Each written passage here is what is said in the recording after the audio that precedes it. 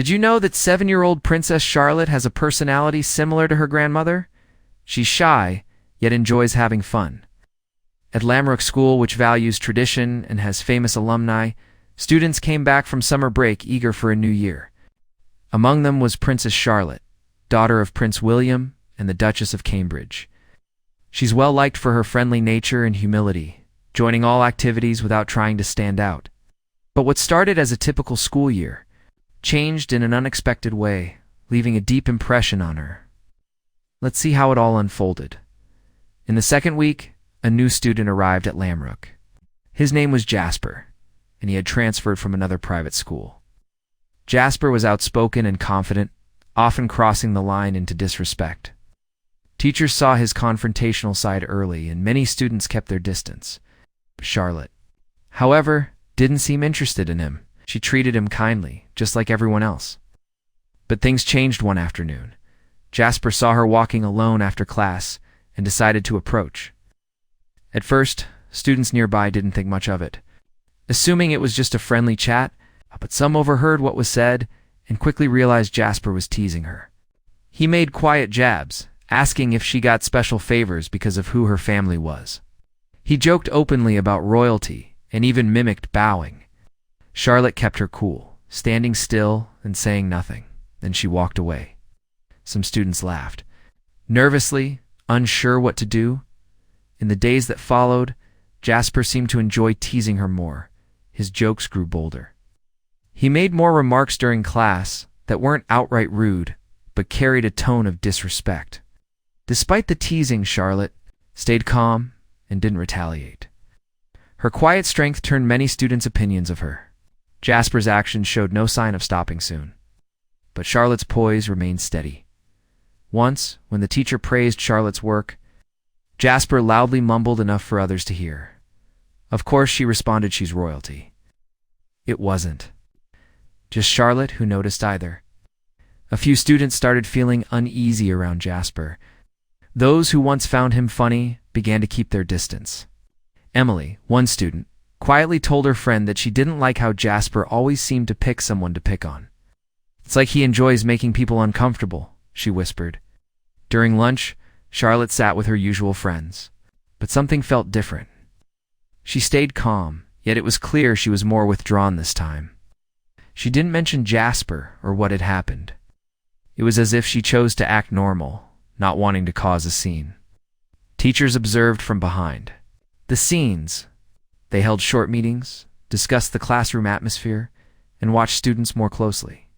The school counselor checked on Charlotte privately, but she said she was fine. Still, the school decided it was time to step in more directly. Thomas, an older student who had seen Jasper's behavior before, felt he needed to speak up. After class, he approached a teacher and explained what he saw. He wasn't dramatic, just honest. It's not right, he said. She doesn't say anything, but he keeps doing it. That was when the school decided to act. The next steps quickly gained attention online. Jasper was quietly summoned to the headmaster's office. She was known for her strong personality. Charlotte was asked to share her side of the story too. Her words were clear and steady, though she didn't exaggerate.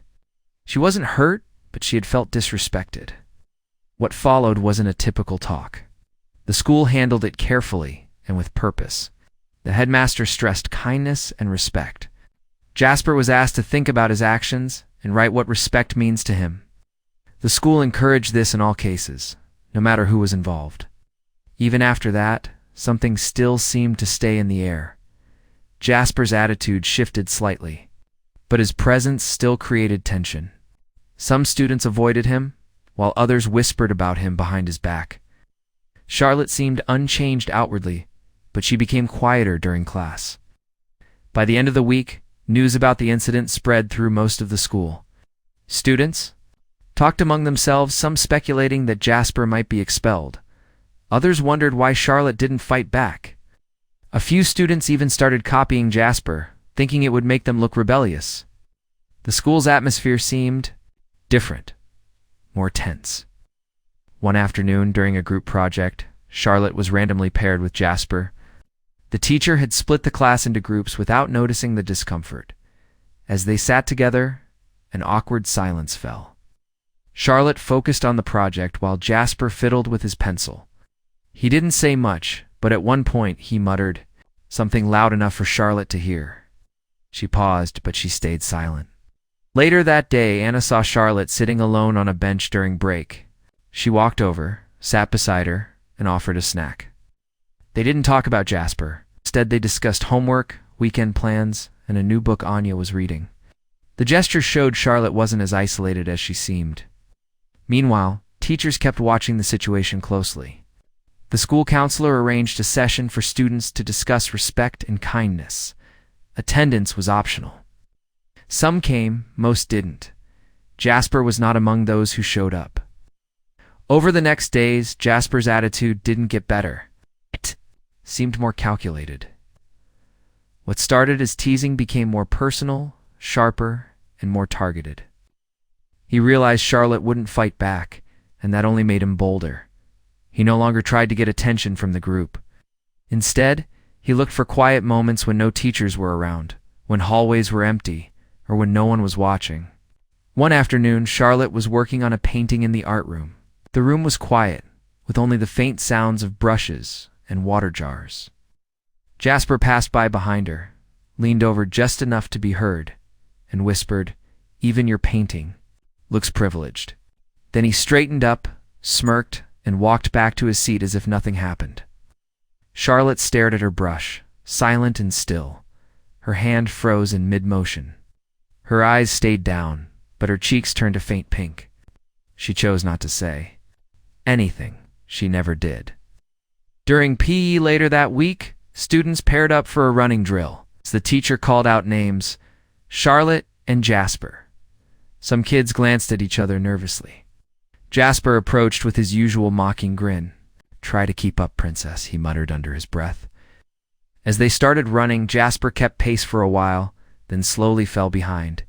He paused before loudly saying, "You know what? You can run alone. You're used to being special." A few students chuckled, not because it was funny, but because they didn't know how to respond. Charlotte finished all her laps alone. Her face was tense, but she kept running without looking back. The next day in the hall, Jasper brushed past her shoulder on purpose, knocking into her softly. Not rough enough to be called aggressive, but enough to send a message. "Psst," he said casually, not stopping. In the library, Charlotte was browsing the shelves when she saw Jasper standing nearby, staring at her. When she looked up, he imitated a royal wave and mouthed, "Your Highness?" She quickly turned back to the books, pretending she didn't see him. Her stomach twisted inside. Things got worse one rainy Friday afternoon, as students lined up to board buses. Charlotte had just opened her umbrella when Jasper walked behind her. He muttered under his breath, "Must be nice to have a whole country bend for you." Charlotte glanced back. Jasper wasn't looking at her. He was tying his shoe. Still, her heart sank deeper. His words were cruel and harsh, delivered casually, making her chest squeeze with pain. That evening, at home, Charlotte sat on the floor near her bed. Her school bag was beside her, unzippered. A notebook lay open, but she wasn't reading. Her eyes felt glassy. For the first time, tears welled up after Jasper's words. She quickly wiped them away with her hand. It wasn't just the words. It was how her comfort had worn away little by little. School didn't feel safe anymore. She hadn't told anyone, her brothers, her parents. She thought it would pass, but she had no idea it would last much longer. One day during lunch, she found a sticky note on her desk. It said, "Born to be better than the rest. Get over yourself." The note wasn't signed, and no one saw who left it. When Charlotte looked across the room, Jasper was already staring at her. He didn't smile. He didn't need to. He told her everything. During another music class, Jasper quietly mumbled something so only the kids next to him could hear. He asked, "I wonder if she gets private lessons from the Queen's choir." The teacher didn't catch it, but two girls sitting in front heard. They didn't say anything. They just looked at Charlotte and then back at their books. That look was becoming part of her daily life. Then came the incident with the science project. Charlotte had stayed late the night before, carefully building a small volcano model for her assignment. She brought it to school in a cardboard box and placed it on a table in the classroom corner. During recess, the room was empty. Returned, her volcano was toppled over, not broken, but clearly tampered with. The vinegar and baking soda experiment had been spilled. Some students gathered around. That's terrible. No one told her who did it. Charlotte stood quietly, hands in front of her, eyes down. Minutes later, Jasper entered, looked at the volcano, raised an eyebrow and said, "Looks like royalty isn't earthquake-proof." Then he walked past her as if nothing happened. Charlotte didn't react, but that night, tears came again. Not loud sobs, just quiet ones hidden in the dark. Over the next few days, some students started avoiding her. Not out of anger, but fear. No one wanted Jasper's next target. One girl whispered, "I like Charlotte, but I don't want to get involved in drama." The loneliness grew. Jasper left little notes on her desk. They joked about crowns and used nursery rhymes to mock her. Little Miss Royal sat on her imaginary throne. The story ends with a royal naming. 9-week-old Charlotte was baptized in a big tradition-filled ceremony. One day during art, Jasper accidentally spilled water on her sketchbook. When the teacher turned, he claimed it was a mistake. Charlotte said nothing. Another day in the hallway, Jasper leaned in close and whispered, "If you tell anyone, they'll think you're making it up. No one believes spoiled ones." Before she could answer, he walked away. That was part of his plan. Not just to bully physically and emotionally, but to make her doubt herself. It wasn't about bruises. It was about making her seem invisible. About making Charlotte feel smaller than her position. She wasn't just quiet anymore. She seemed dimmer. Teachers noticed she raised her hand less often. Her laughs became fewer. She moved slower between classes. At home, she became harder to read. She stayed polite and kind, but was more withdrawn. What happens next will leave you speechless. Usually these problems stayed inside the school. But that evening, Prince William found out about what happened. He didn't make a scene in public. Instead, he visited Lamrock privately the next morning. Staff were surprised to see him arrive so early. He asked for a private talk with the headmaster and explained he wasn't there to cause trouble, just to understand what had happened. After examining the school's report and hearing from staff members, William requested a conversation with Jasper. Jasper entered uncertain of what to expect. The talk wasn't a fight, but a calm discussion. William didn't yell or scold him. Instead, he asked questions. He inquired how Jasper was adjusting to school, about his previous schools, his interests, and what led him to react tough. Jasper felt surprised. He admitted he felt out of place and overwhelmed. He said he didn't know how to act around Charlotte. He was just trying to be funny, Jasper said, but it didn't come out right. William nodded and shared stories from his own childhood, times when he also felt like he didn't belong. He reminded Jasper that respect is something everyone should give. He said Charlotte, like all students, came to learn and make friends. She wasn't there to feel different because of her family. William explained that it wasn't about punishing, but about learning. Jasper later apologized not just to William, but in person to Charlotte as well. He asked if she could forgive him. She gave a simple nod. It was no big show or public apology, just two students settling things quietly. Jasper apologized again later to Charlotte face to face. He asked if she could forgive him. She nodded again. Something changed in that moment. Although it was a quiet, private exchange, the feeling around Charlotte began to shift. News started spreading that Prince William had visited the school. No one knew all the details, but everyone sensed something important had happened. The teachers appeared more alert and focused. Some students, especially the younger ones, treated Charlotte with more respect than before. Still, Charlotte didn't act proud or different. If anything, she grew more thoughtful and calm. Some students who had kept their distance before started talking to her again. Anna, who once offered her a snack, now invited her to join a group. For a lunchbook discussion, Thomas asked if she wanted to team up with him for a science project. Emily, who stayed quietly supportive, slipped a small note into Charlotte's backpack. It read, "You handled everything with so much grace. You inspire me." Jasper stayed out of the spotlight. He didn't change overnight, but he began making small moves.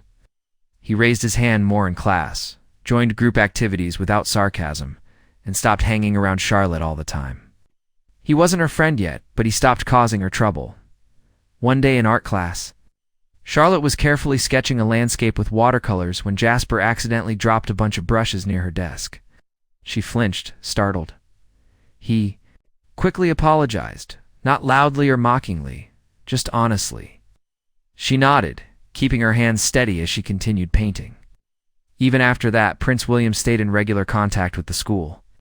He didn't ask for big changes, but he gave ideas.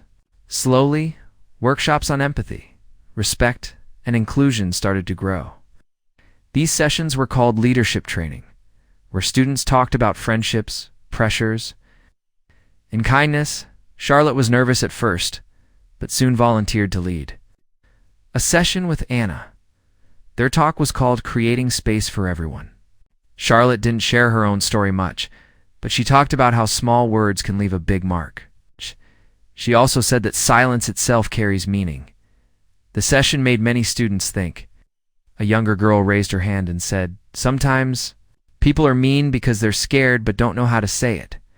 Charlotte nodded gently and added, "Sometimes they just need to see a better way." That day, several students came up to thank Charlotte.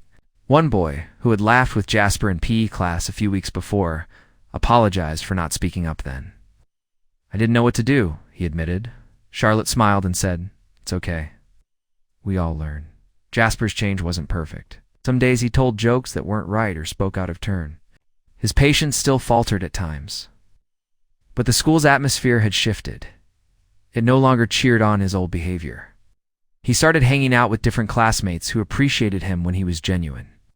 Felix, a boy who liked coding as much as Jasper did, invited him to join the robotics club. Jasper found a place to pour his energy and creativity into something useful. Soon, he and Felix teamed up to design a robotic hand for a school exhibition. Meanwhile, Charlotte's confidence began to grow again. She started speaking up more in class, laughing easily with friends, and helping out with school activities. She often volunteered at the library or tutored younger students. One afternoon, she led a reading circle for Year 3 students. As she read aloud, the children watched her with fascination. After she finished, a small girl asked, "Are you really a princess?" Charlotte smiled and replied, "Sometimes, but today, I'm just your reader." Seeing this, the headmaster decided to introduce a new event called Respect Week. Each year, 5 days would be used to promote kindness, storytelling, and unity among students. The week would include student speeches, workshops, and art projects. The first theme was Every Voice Matters. During Respect Week, students decorated the halls with quotes about kindness and drawings of friendship. One wall was filled with sticky notes, each sharing a story about being left out and how someone helped. Jasper added his own note. "I used to make people uncomfortable because I didn't know how to be myself. Someone showed me a better way." Charlotte read the note and recognized the handwriting, but she said nothing. She didn't need to. By the end of the term, Lamech felt different. Not perfect, but stronger. Students had grown emotionally and academically. A change had begun. It came from tough times, but was nourished with kindness. Charlotte's quiet strength became part of the school's story, even if she never made a fuss about what she had been through. On the last day before holiday break, Charlotte carried a stack of books through the hall. Jasper passed her going the other way. Their eyes met for a moment. He gave a quick nod.